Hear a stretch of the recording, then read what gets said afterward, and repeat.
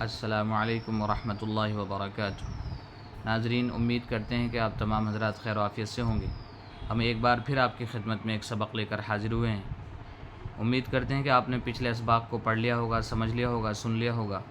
اسی طریقے سے آپ سنتے رہیے، سمجھتے رہیے، انشاءاللہ ہمارے اور آپ کے لیے قرآن پڑھنا اور سمجھنا آسان ہو جائے گا۔ یہ قرآن کی پہلی سیڑھی ہے، اسی سے ہم قرآن پڑھنا سیکھیں گے انشاءاللہ۔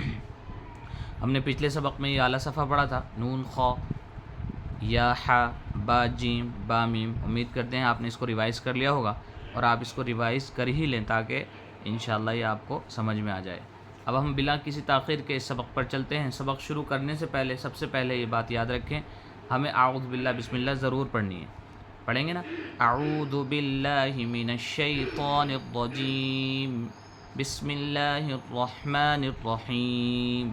چلیں آج کا سبق شروع کرتے ہیں۔ یہ مفردات ہیں، یعنی الگ الگ حرف ہیں، تو ہم اس کو شروع کرتے ہیں۔ یہ مفردات ہے، الگ الگ ہیں، اور یہ مرکب ہیں، یعنی ملے ہوئے ہیں۔ دال، ذال، را، زا۔ یہ کیا تھا؟ جیم، دال، خا، ذال، جیم، را، خا، زا، یا، را، تا، زا، میم، دال، کاف، ذال، فا، را، میم، زا۔ نقطہ اگر را کے اوپر سے ہٹا دیا تو یہ را ہے، اور اس کے اوپر نقطہ لگا دیا تو یہ زا بن جاتا ہے۔ سمجھ لینا، نقطوں سے ہی ہے سب کچھ۔ نقطے اگر پہچان میں آ گئے تو پورا سبق آسان ہے۔ نقطہ اگر را کے اوپر لگا دیا تو یہ بن گیا زا، اور نقطہ ہٹا دیا تو بن گیا را۔ یہ ہے سین، اور یہ ہے شین، صاد، ضاد، طا، ضا۔ اس کو یاد رکھیں کہ صاد منہ بھر کے پڑھا جائے گا، منہ سے، بالکل حلق سے منہ بھر کے پڑھا جائے گا۔ صاد، ضاد، طا، ضا، یہ چاروں لفظ منہ بھر کے پڑھے جائیں گے۔ یہ سین ملے گا تو ایسے ہو جائے گا، سین لام، یہ شین لام، صاد با، طا با، ضاد الف، سین را، شین قاف۔ یہ حلق سے پڑھیں گے، شین قاف، قاف کو حلق سے پڑھیں گے۔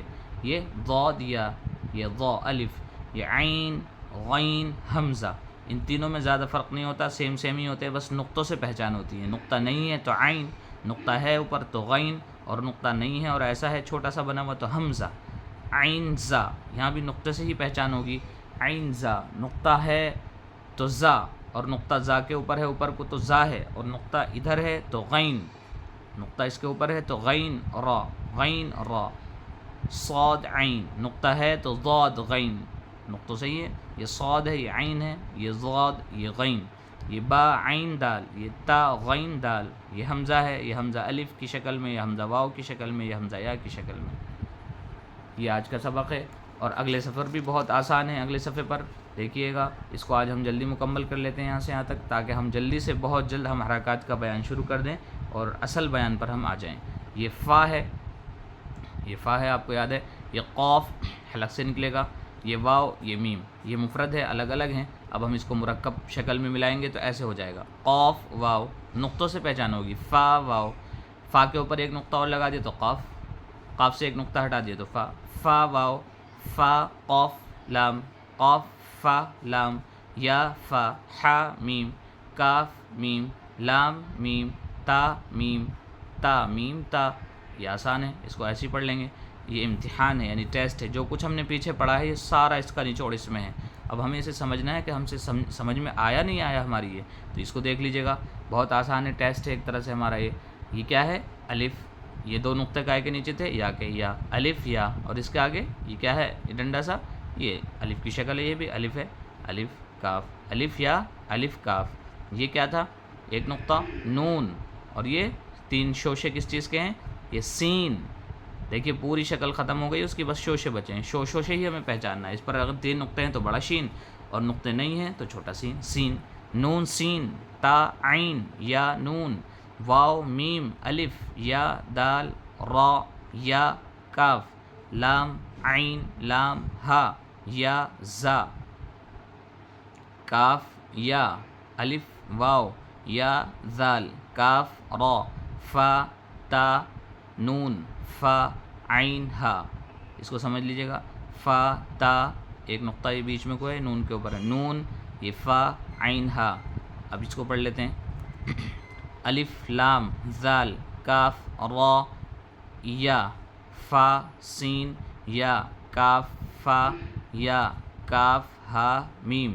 اس کو دیکھ لیتے ہیں. الف لام لام ہا اللہ، اس کو ایسے پڑھیں گے اللہ، الف لام لام ہا اللہ ہے یہ. قاف با لام، یہ لام ہے، الف نہیں پڑھیں گے اس کو. قاف با لام تا، یہ ہلکا سا اس میں شوشہ دے رکھا ہے اس میں، تو یہ لام کی شکل ہے.